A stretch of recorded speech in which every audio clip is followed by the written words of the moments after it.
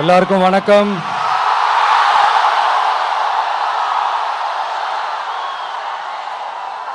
எல்லாரும் எப்படி இருக்கீங்க? சாப்பிட்டீங்களா?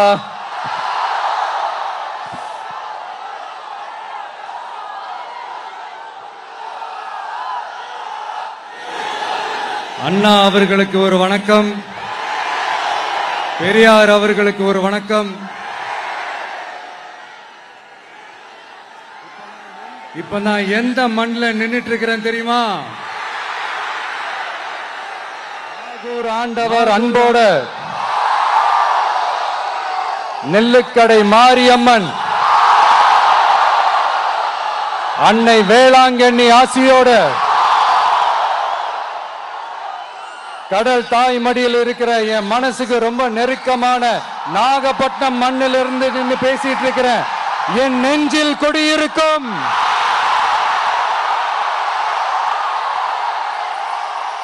உங்கள் அனைவருக்கும் என்னைக்குமே ஒரு மீனவ நண்பனா இருக்கிற இந்த விஜயோட அன்பு வணக்கங்கள். இந்த கப்பல் இருந்து வந்து இறங்குற இந்த பொருட்களை எல்லாம் விற்கிறதுக்காக அந்த காலத்துல அந்தி கடையெல்லாம் நாகப்பட்டினத்தில் இருக்கும்னு கேள்விப்பட்டிருக்கிறேன். மீன் பிடிக்கிற தொழில், மற்ற தொழில்கள், இந்த விவசாயம், எந்த பக்கம் திரும்பினாலும் எப்படி பார்த்தாலும் உழைக்கிற மக்கள் இருக்கிற ஊர் தான் நம்ம நாகப்பட்டினம் ஊர். மத வேறுபாடே இல்லாத, அனைவருக்கும் பிடித்து போன, மத சார்பின்மைக்கு எடுத்துக்காட்டாக வாழ்ற உங்கள் அனைவருக்கும் மீண்டும் என்னுடைய சிரம் தாழ்ந்த ஸ்பெஷல் வணக்கங்கள். இந்த தமிழ்நாட்டில் இந்த மீன் ஏற்றுமதியில் 2வது இடத்துல இருக்கிறது நம்ம நாகப்பட்டினம் ஹார்பர் தான். ஆனா அங்க நவீன வசதிகளோட இந்த மீன் பதப்படுத்துற இந்த மாடர்ன் தொழிற்சாலைகள்லாம் இல்லை. அது மட்டும் இல்ல, இந்த அடிப்படை வசதிகள் கொண்ட இந்த வீடுகள்லாம் இல்லாம ரொம்ப அதிகமா இந்த குடிசை பகுதிகள் இருக்கிற ஊரும் நம்ம நாகப்பட்டினம் ஊரு தான்.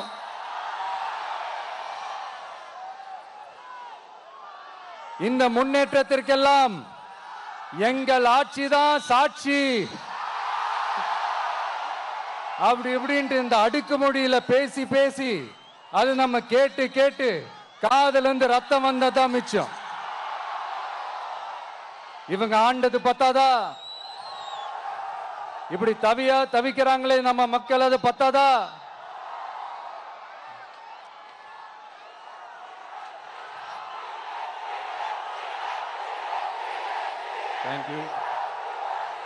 தேங்க்யூ. இந்த இலங்கை கடற்படையால நம்ம மீனவர்கள் தாக்கப்படுறதையும்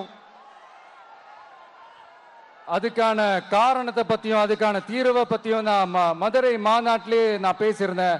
அது ஒரு தப்பா? மீனவர்களுக்காக குரல் கொடுக்கறதும் அவங்களோட நிக்கிறதும் நம்மளுடைய கடமை, நம்மளுடைய உரிமை.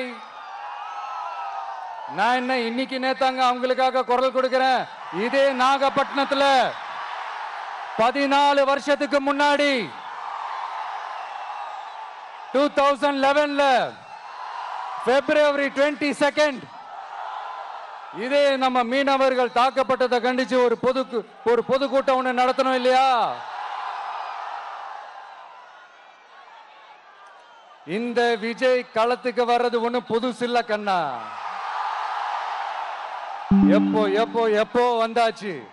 என்ன ஒண்ணு, முன்னாடிலாம் விஜய் மக்கள் இயக்கம் என்ற அந்த இயக்கமா வந்து நிற்போம்.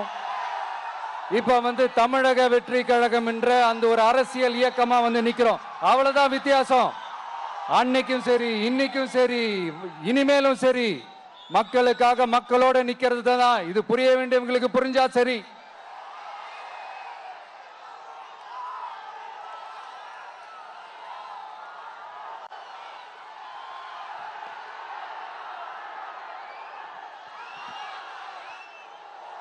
மீனவர்களுக்காக குரல் கொடுக்கிற இதே சமயத்துல நம்ம தொப்புள் கொடி உறவுகளான ஈழத் தமிழர்கள் அவங்க இலங்கையில் இருந்தாலும் உலகத்துல எந்த மூலையில இருந்தாலும் தாய்ப்பாசம் காட்டின தலைவனை இழந்து தவிக்கிற அவங்களுக்காகவும் குரல் கொடுக்கிறது, அவங்களுக்காகவும் நிக்கிறது நம்மளோட கடமை இல்லையா? மீனவர்களோட உயிர் எந்த அளவுக்கு முக்கியமோ அந்த அளவுக்கு ஈழத் தமிழர்களோட அவங்களுடைய கனவுகளும் அவங்களுடைய வாழ்க்கையும் நமக்கு ரொம்ப ரொம்ப முக்கியம். நம்ம மீனவர்கள் படுற இந்த கஷ்டத்தை எல்லாம் பார்த்து ஒரு பெருசா ஒரு கடிதம் ஒண்ணு எழுதிட்டு அதுக்கப்புறம் கப்சிப்னு சைலண்டா போறதுக்கு நாம ஒண்ணு இந்த கபட நாடக திமுக அரசும் கிடையாது. மற்ற மீனவர்கள்னா இந்திய மீனவர்கள், நம்ம மீனவர்கள்னா தமிழக மீனவர்கள், இப்படி பிரிச்சு பார்த்து பேசுறதுக்கு நாம ஒண்ணு பாசிச பாஜக அரசும் கிடையாது. நிரந்தரமான தீர்வு, நிரந்தரமான ஒரு இந்த ப்ராப்ளத்தை சால்வ் பண்றது தான் நம்மளுடைய ஒரு முக்கியமான ஒரு அஜெண்டாவே. சரி, இப்ப நம்ம நாகப்பட்டினம் ஏரியாவுக்கு வருவோம்.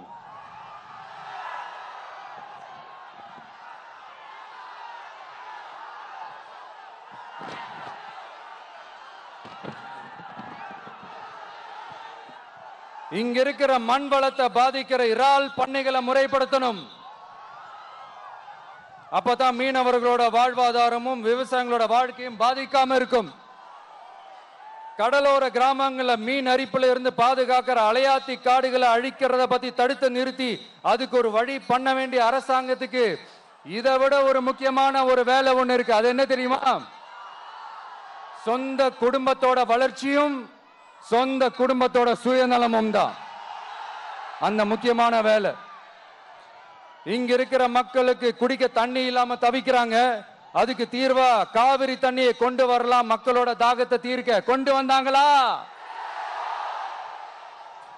இவ்வளவு பாரம்பரிய கடல் சார்ந்த ஊர்ல ஒரு கவர்மெண்ட் மெரைன் காலேஜ் ஒன்னு கொண்டு வரலாம். கொண்டு வந்தாங்களா? மீன் சம்பந்தமான எந்த தொழிற்சாலையும் அமைக்கல. அமைச்சாங்களா?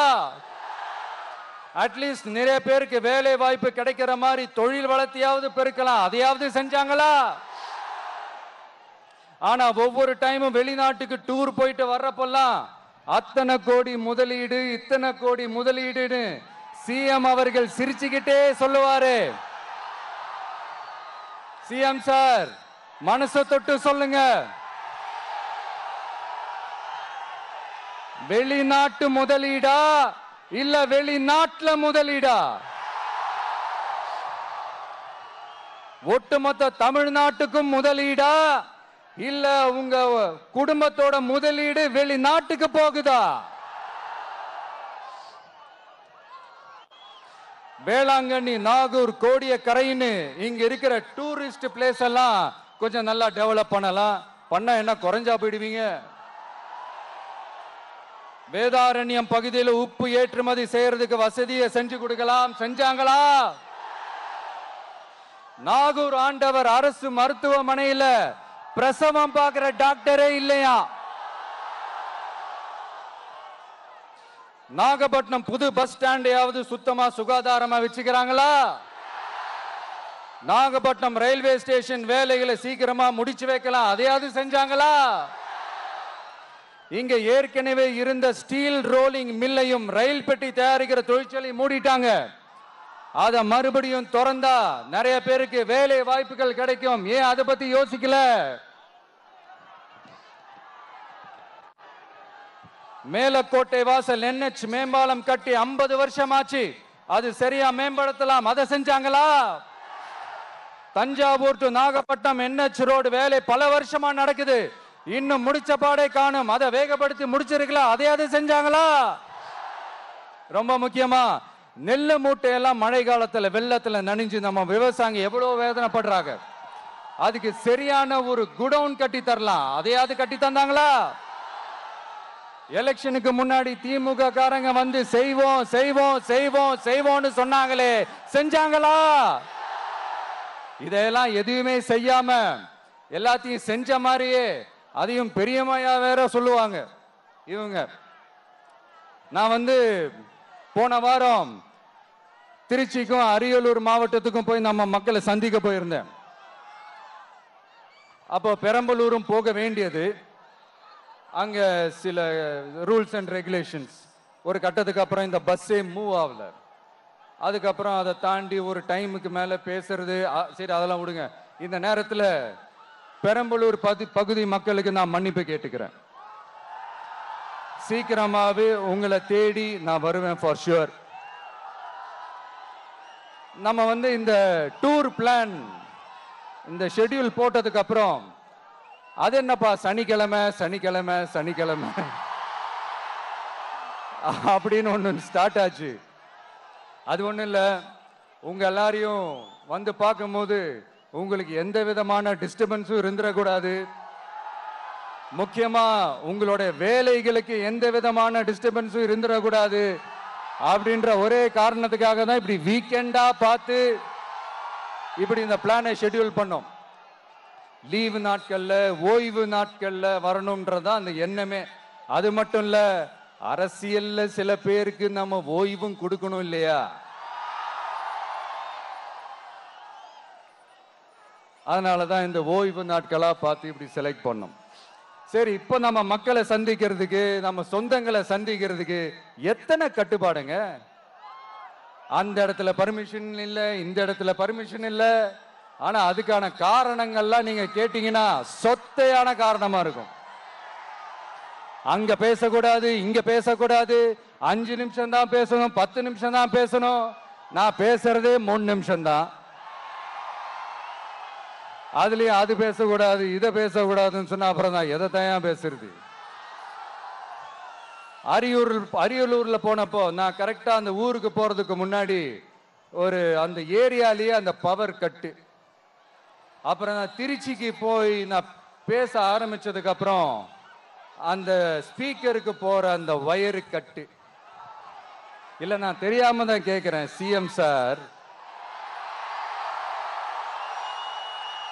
ஃபார் எக்ஸாம்பிள், இப்போ ஒரு RSS தலைவர் இங்க வராருன்னு வச்சுக்கோங்க, இல்ல நம்ம பிரதமர் மோடிஜி அவர்களோ இல்ல உள்துறை அமைச்சரோ இங்க வராருன்னு வச்சுக்கோங்க. இந்த மாதிரி கண்டிஷன்ஸ்லாம் போடுவீங்க, இந்த மாதிரி பவர் கட் பண்ணுவீங்க, இந்த மாதிரி வயர் கட் பண்ணுவீங்க. கொஞ்சம் கட் பண்ணி தான் பாருங்களேன். முடியாதுல, பேஸ்மெண்ட் அதிரும்ல. நீங்க தான் மறைமுக உறவுக்காரர்களாச்சே. இதாவது பரவாயில்லைங்க. இதை தாண்டி ஒரு ரூல் ஒண்ணு போட்டாங்க, பஸ்ஸுக்குள்ளேயே இருக்கணுமா, பஸ்ஸை விட்டு வெளியில வரக்கூடாதான், கையை இவ்வளவுதான் தூக்கணுமா, இப்படியே வரணுமா, மக்களை பார்த்து சிரிக்காத, மக்களை பார்த்து கையசைக்காத, இப்படியெல்லாம். ஐயோ ஐயோ, நானும் என்னவோ ஏதோ நினைச்சேங்க. செம்ம காமெடியா இருக்குங்க. I am just enjoying like anything. நேரடியாவே கேட்கிறேன், சிஎம் சார் மிரட்டி பாக்குறீங்களா? அதுக்கு இந்த விஜய் ஆள் இல்ல சார், அதுக்கு நாம ஆள் இல்ல சார்.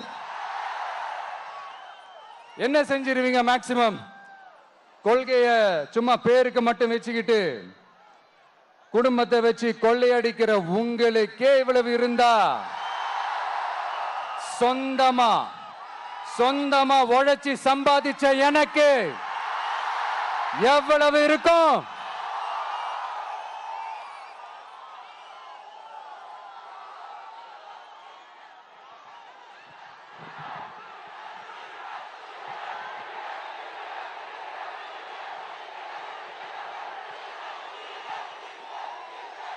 தேங்க்யூ நண்பா. என்ன நாங்க பெருசா கேட்டுட்டோம்? மக்கள் வந்து நிம்மதியா ஃப்ரீயா நின்று பார்க்கறதுக்கு ஒரு இடம், அதை நாங்க தேர்வு செஞ்சு அதுக்கு பர்மிஷன் கேட்கிறோம். ஆனா நீங்க என்ன பண்றீங்க? அந்த இடத்தையெல்லாம் விட்டுட்டு நெருக்கடியோட, மக்கள் நெருக்கடியோட எங்கெல்லாம் நிப்பாங்களோ அந்த இடமா பார்த்து செலக்ட் பண்ணி தெரியுங்க. உங்க எண்ணம் தான் என்ன சார்? நான் அவங்கள பார்க்க கூடாது, அவங்களோட பேசக்கூடாது, அவங்க குறைகளை கேட்க கூடாது, அவங்களுக்காக குரல் கொடுக்க கூடாது. என்னதான் சார் உங்க எண்ணம்? சரிங்க சார், ஒரு அரசியல் தலைவன் அப்படின்றதெல்லாம் மறந்துருங்க. ஒரு சாதாரண ஒரு தமிழ்நாட்டு மண்ணோட ஒரு மகனா, ஒரு நம்ம தமிழ் மக்களுடைய ஒரு சொந்தக்காரனா, என் மக்களை, என் குடும்பத்தை, என் சொந்தங்களை நான் பார்க்க போனா என்ன பண்ணுவீங்க? அப்பவும் தடை போடுவீங்களா? வேணாம் சார். இந்த அடுக்குமுறை, இந்த அராஜக அரசியல்லாம் வேணாம் சார். நாம ஒண்ணு இங்க தனியால் இல்லைங்க சார். மாபெரும் மக்கள் சக்தியோட பிரதிநிதிங்க சார். மாபெரும் பெண்கள் சக்தியோட சகோதரன் சார். மாபெரும் இளைஞர் இயக்கமா இருக்கிறோம் சார். மறுபடியும் சொல்றேன், 2026ல ரெண்டு பேருக்கு நடுவுல தான் போட்டியே. ஒண்ணு இன்னொன்னு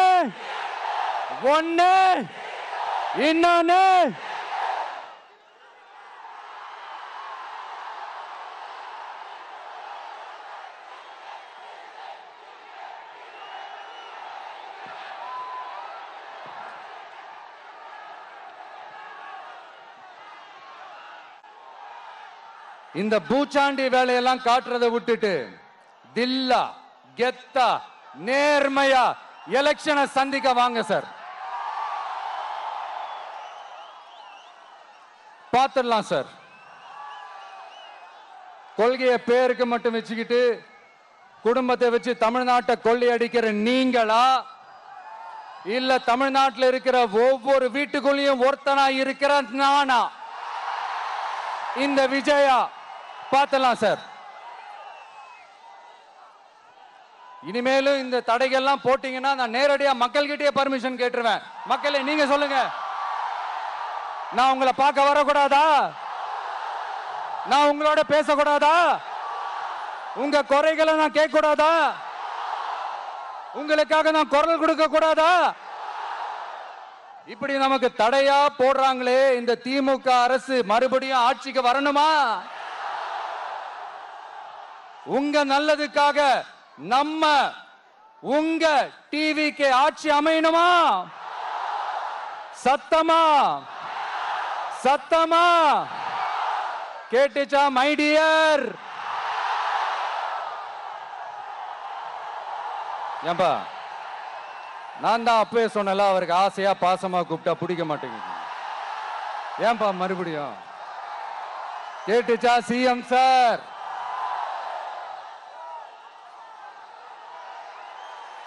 இந்த போர் முழக்கம் உங்களை ஒரு நிமிஷம் கூட தூங்க விடாது, துரத்திக்கிட்டே வரும். கான்பிடண்டா இருங்க, நல்லதே நடக்கும், வெற்றி நிச்சயம். மீண்டும் சந்திக்கும் வரை நன்றி, வணக்கம்.